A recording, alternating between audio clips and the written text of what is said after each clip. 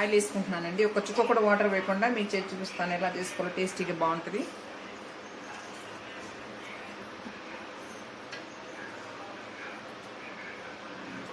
KG chicken తీసుకున్నానండి. 3 స్పూన్లు oil వేసాను నేను.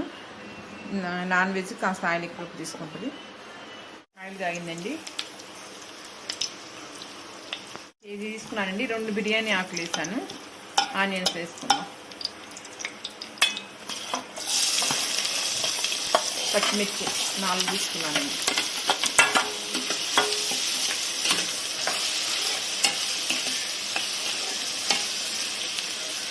ఎర్రగా వేగనిద్దామండి.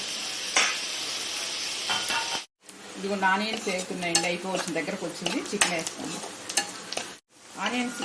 ఆనియన్స్ వేగిపోయినండి. చాలు. చికెన్ వేసుకున్నా.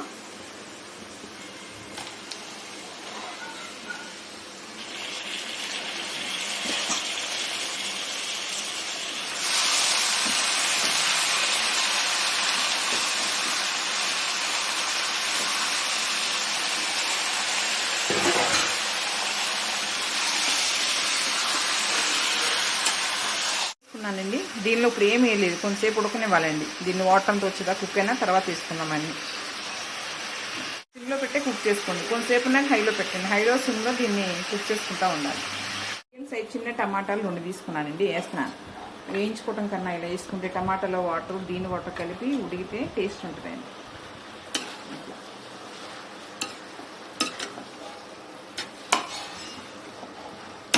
కర్రీలో ఉప్పు పసుపు వేసుకుందామండి.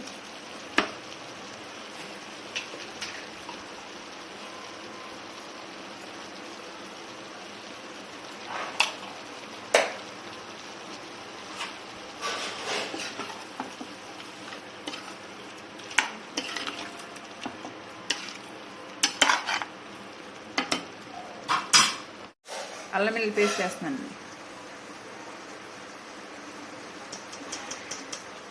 ఈ స్పూన్తో 2 స్పూన్లు వేసాను.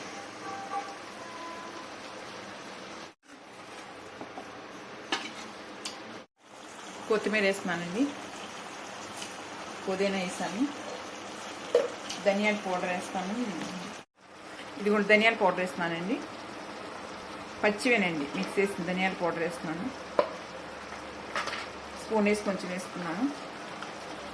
1/2 టేబుల్ స్పూన్ జీలకర్ర పౌడర్ వేస్తున్నాను. గరం మసాలా అండి ఇంట్లో తయారు చేసుకుంది. ఇదిగోండి కొంచెం. చూసారా ఎంత వాటర్ వచ్చింది. ఈ వాటరే సిమ్లో స్లోగా కుక్ అయిందంటే కర్రీ అంతా కుక్ అవుతుందండి. చాలా టేస్ట్గా ఉంటుంది. వాటర్ ఏమి యాడ్ చేయాలి. కారం వేసుకున్నామండి. కారం ఉప్పు మీ టేస్ట్ తగ్గట్టు మీరు వేసుకోండి. నేనైతే చిన్న స్పూన్తో 3 స్పూన్లు వేసానండి. ఇంకో టేబుల్ స్పూన్ యాడ్ చేస్తున్నానండి. సరిపోలేదు. మీరు కూడా చూసుకోండి. ఇంక మసాలాలన్నీ అయిపోయినాయండి. ఇంకింతే. ఇది స్లోగా సిమ్లో పెట్టి కుక్ అవ్వనివ్వండి. ఇక మీకు ఎంతవరకు గ్రేవీ కావాలో అంతవరకు లాస్ట్ ఉంచుకోండి. ఇప్పటికే ఆల్మోస్ట్ చికెన్ కుక్ అయిపోయిందండి. చూడండి సిమ్లోనే ఉంచండి. ఇక హైలో వద్దు ఇప్పటి నుంచి. కుక్ అవుతుంది చూడండి. ఒక్క చుక్క కూడా నేను వాటర్ పోయాలి. అదే వాటర్తో ఉడుకుతుంది. చికెన్ ఆల్మోస్ట్ ఉడికిపోయింది. మీకు ఇంత గ్రేవీ కావాలని ఉంచుకోవచ్చు. లేదా కొంచెం చిక్కబడితేనే బాగుంటుంది.